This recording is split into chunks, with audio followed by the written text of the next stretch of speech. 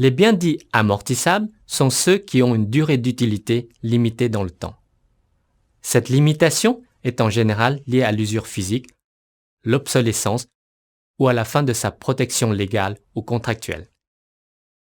La durée d'utilité est volontairement déterminée par l'entreprise tout en étant fortement conditionnée par la durée de vie de l'actif.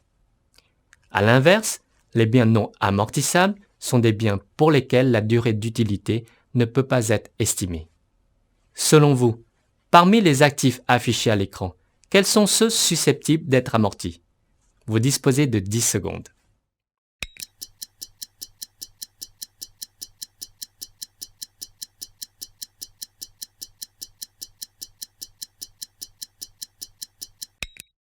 Vous avez certainement répondu qu'il s'agissait des logiciels, des véhicules, des immeubles, car leur durée d'utilité pouvait être estimée. Il convient parfois d'analyser si tous les composants d'un actif présentent des durées d'utilité identiques. Un bâtiment, par exemple, est composé d'une fondation qui n'a pas la même durée de vie que la toiture ou que les ascenseurs.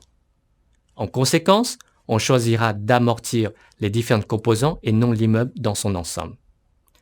Lorsque la durée d'utilité est nettement inférieure à la durée de vie d'un actif, l'entreprise est généralement conduite à céder cet actif au terme de la durée d'utilité. Dans ce cas, le montant amortissable correspond à la valeur d'entrée de l'actif diminuée de la valeur résiduelle, c'est-à-dire le prix de vente estimé de l'actif à l'issue de la durée prévue d'utilisation.